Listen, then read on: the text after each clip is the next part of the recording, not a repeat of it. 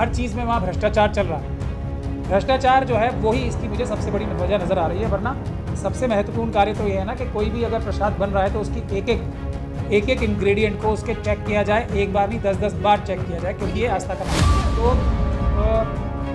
Vegetarian और अपने धार्मिक रीति रिवाजों के वजह से वेजिटेरियन है, उनके साथ तो ये बहुत बड़ा धोखा हुआ है और उसकी सख्त से सख्त सज़ा मिलनी चाहिए। लेकिन इनका प्रयोग ये अपने ज़ाती फ़ायदे के लिए करना चाहते हैं, धर्म के प्रति ये सीरियस है ही नहीं।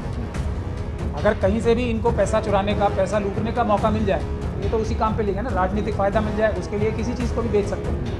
ये उसकी सबसे बड़ी एग्जाम्पल ये लड्डुओं के रूप में। मोदी जी को तो ये चुप होने की वजह क्या हो सकती है? कुछ ना कुछ हिस्सा पहुँच रहा होगा उन्हें भी, और क्या वजह होगी?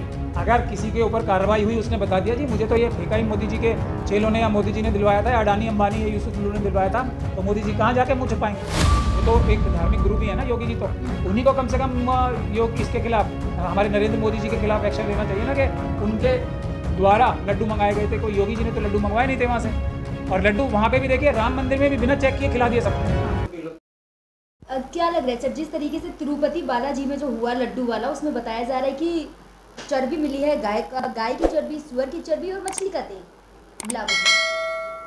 तिरुपति बालाजी का जो संस्थान है, वो वहाँ की जो मैनेजमेंट है, वहाँ के जो पुजारी हैं, पुजारियों को मिलना चाहिए, क्योंकि उनकी जिम्मेदारी है कि जो भक्तजन हैं, जितने भी भक्त हैं तिरुपति बालाजी के, वो किसी और के ऊपर नहीं, उन पुजारियों के ऊपर भरोसा करके वहाँ पर जाते हैं और लाखों करोड़ रुपए गिफ्ट के तौर पे, दान के तौर पे भी देते हैं।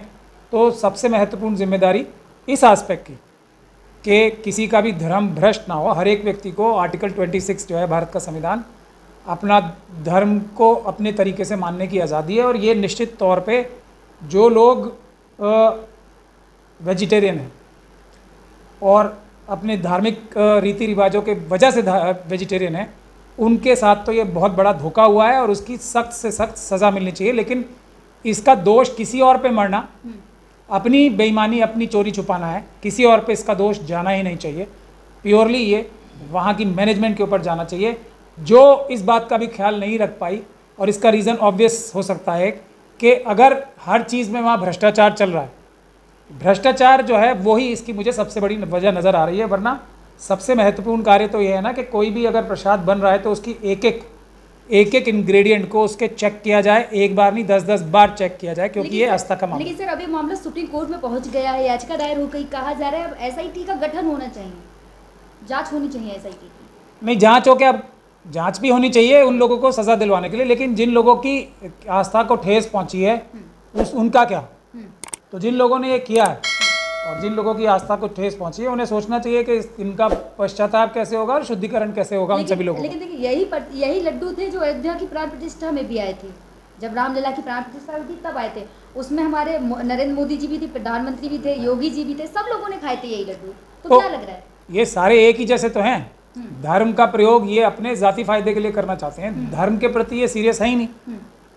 अगर कहीं से भी इनको पैसा चुराने का, पैसा लूटने का मौका मिल जाए, तो ये तो उसी काम पे लिखा है ना, राजनीतिक फ़ायदा मिल जाए, उसके लिए किसी चीज़ को भी बेच सकते हैं।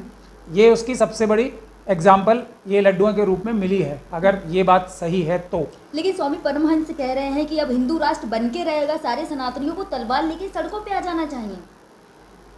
और फिर क्या करना चाहिए? हिंदू राष्ट्र बनाने के लिए तलवार लेके सड़कों पे आ जाएं, क्या फ़र्क पड़ रहा है? 2-3% लोग हैं देश के, आ जाएं, उनको 97% लोग देश के जो हैं वो उनको पकड़ के जेलों में डलवा देंगे। अगर ये भ्रष्टाचार के और आरएसएस के लोग जो हैं, जो भ्रष्ट अधिकारियों को अपने कंट्रोल में कर रखा है, तो देश की जनता ही उन्हें 2-3% लोगों को पकड़ के जेल में बंद करवा देगी, कोई इसमें दिक्कत नहीं है। उनको ज़रूर आना चाहिए तलवार लेके, बिल्कुल सारे जो भी सनातनी हैं उनको, या जो भी उनके धार्मिक गुरु हैं, उनकी बातों में उन्हें आस्था है तो वो करें प्रदर्शन आस्था का और आए सड़कों पे। भारत का संविधान उनसे निपटेगा और वो लंबे समय तक जेल में रहेंगे। बिल्कुल आना चाहिए उनको सड़क पर। लेकिन सर क्या लग रहा है, देखिए अब एबीपी न्यूज़ दावा कर रहा है कि उस जो कंपनी से घी आता था उसमें सारे अधिकारी जो थे वो मुस्लिम हैं।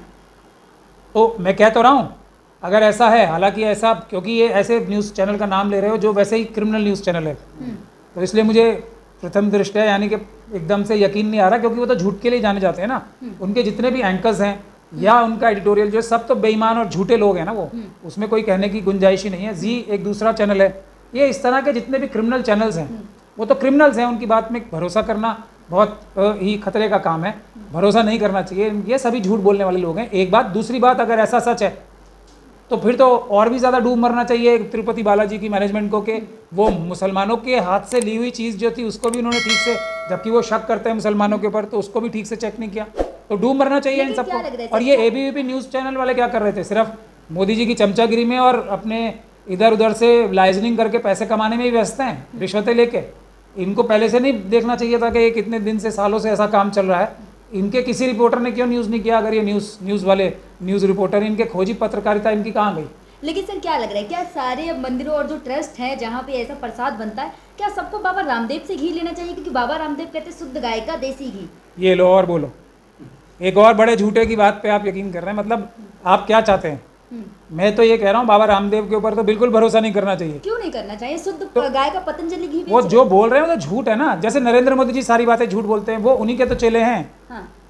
वो भी वही हैं, झूठ बोल के धोखाधड़ी करके लोगों को अपने प्रोडक्ट बेच रहे हैं। हाँ। अगर उनकी जिस दिन इन्वेस्टिगेशन ईमानदारी से हो गई, अभी तो सुप्रीम कोर्ट ने भी काफ़ी उनको सख्त लफ्ज़ों में लताड़ लगाई है, और एक जगह नहीं, वो तो उनके खिलाफ तो बहुत लंबे समय से ये सब घोटालेबाजी और लोगों की, उन लोगों की जो कि वेजिटेरियन है, उनकी धार्मिक आस्था को ठेस जानबूझ के अपने पैसे कमाने की वजह से बहुत चीज़ों के उनके प्रोडक्ट्स पे लग चुकी है। ये काम तो जो भी लोग वेजिटेरियन हैं बिल्कुल ना करें। बाबा रामदेव तो 100% पैसे के लिए कुछ भी गलत सलत काम करते। रामदेव की जो घी है उसकी भी अब जांच होनी चाहिए, कहना ये चाह रहे हैं? बिल्कुल 100%। उनकी तो खुद की जांच होनी चाहिए। वो तो खुद ही नकली आदमी है ना, तो उनके प्रोडक्ट्स भी सारे नकली ही होंगे। जब वो खुद स्वयं नकली हैं तो उनके प्रोडक्ट्स भी नकली होंगे। नकली कैसे? कहते तो है पहाड़ से 100 बरसों पुराना नमक लेकर आए हैं, तो इसलिए तो बोल रहा हूँ नकली हैं। वो खुद व्यक्ति ही नकली हैं। जैसे नरेंद्र मोदी झूठी बातें करते हैं और पब्लिसिटी के माध्यम से अपने झूठ को सच साबित करने की कोशिश करते हैं। अभी अमेरिका में जाके देखिए ना, भारत इतना बड़ा ताकतवर देश है, और क्या अमेरिका के जो राष्ट्रपति जो बाइडेन है उनसे क्या मजाक उड़वा के अपना, इससे पहले उनको चाहिए था कि उसको ऑब्जेक्ट करें जब उनका मजाक उड़ाया जा रहा था और देश का मजाक उड़ाया जा रहा था, तब उन्होंने उसकी रोक टोक नहीं की जो बाइडेन की, लेकिन एक आज्ञाकारी बालक की तरह, क्योंकि वो है ही, वो अमेरिका के सामने, चाइना के सामने तो वो एक आज्ञाकारी बालक बन जाते हैं ना। यहाँ उनकी जो 56 इंच की छाती है वो देश के नागरिकों के ऊपर ही चलती है, शरीफ नागरिकों के ऊपर। बाहर तो जाके वो चूहे जैसे बन जाते हैं। इतनी बेइज्जती की है जो बाइडेन ने अभी इस बार तो उनकी पिछली बार से भी ज्यादा बेइज्जती की है, और वो बेशर्मों की तरह हंसे जा रहे हैं, और वो उनको कह रहे हैं he is a good boy. ऐसी ऐसी बातें, गुड बॉय वाली बातें उन्हें तो करी जो है बाइडेन की मोदी जी ने। मैं कह तो रहा हूँ, जब उन्हें एक तरीके से क्या बोलूँ मैं उन्हें, प्रधानमंत्री है तो इसलिए बोल के हम खुद अपने आप को ही बुरा कहते हैं एक तरह से, पर उन्हें शर्म आनी चाहिए किस देश के प्रधानमंत्री हैं, और वो जाके अपनी तो बेइज्जती, उनकी इज्जत होगी या नहीं होगी, देश के प्रधानमंत्री की हैसियत से बेइज्जती कराते हैं अपनी, और उसके बाद ठहाके लगा के हंसते हैं। शर्म नहीं आती लेकिन उन्हें बिल्कुल। लेकिन क्या लगता है लड्डू वाले मामले में मोदी जी अभी तक चुप हैं? मोदी जी चुप है, इतने लोगों की आस्था को ठेस पहुंची लेकिन मोदी जी चुप है। तो मोदी जी को तो ये चुप होने की वजह क्या हो सकती है? कुछ ना कुछ हिस्सा पहुंच रहा होगा उन्हें भी, और क्या वजह होगी? अगर किसी के ऊपर कार्रवाई हुई, उसने बता दिया जी मुझे तो ये ठेका ही मोदी जी के चेलों ने या मोदी जी ने दिलवाया था, या अडानी अंबानी या यूसुफ लुलू ने दिलवाया था, तो मोदी जी कहाँ जाके मुँह छुपाएंगे? क्या लगता है इलेक्ट्रल बॉन्ड से लिए होंगे क्या? नहीं, इलेक्टोरल बॉन्ड से तो बहुत, देखिए इलेक्टोरल बॉन्ड्स में तो 0.1001% भी बीजेपी ने जो पैसे चुराए देश का, उतना भी नहीं नजर आ रहा। इससे तो हजारों गुना ज्यादा बीजेपी ने और आरएसएस ने अडानी अंबानी यूसुफ लुलू जैसे लोगों के साथ मिलके, इससे तो हजारों गुना ज्यादा पैसे चुराए देश के। कहाँ आप इलेक्टोरल बॉन्ड्स को बहुत बड़ी चीज समझ रहे हैं? देखिए ना, सुअर की और गाय के दोनों की चरित्र, मुसलमान भी और हिंदू भी दोनों भी नहीं खा सकते ना, ये सब लगा मिलाया। अब ये तो इनसे पूछो ना जो मुसलमानों को बता रहे हैं। तो इसीलिए मैं कह रहा हूँ ना, ये लोग झूठे हैं। अपने हर चोरी डकैती और लूट मार को वो मुसलमानों का बहाना लेके बचना चाहते हैं। तो इसकी इन्वेस्टिगेशन होनी चाहिए, कितने पैसे लेके ये झूठी खबरें ये फैलाते हैं लोग। इसकी भी एक सीधी, मुद्दे को मुस्लिम और हिंदू का मुद्दा बनाया जा रहा है। हर चोरी को छुपाने के लिए इसी का तो मुद्दा बनाया जाता है। हर नाजायज फायदा उठाने का अपने, चाहे वो इलेक्शन में हो या देश की लूटमारी करने का हो, यही तो एक बहाना बनाया जाता है।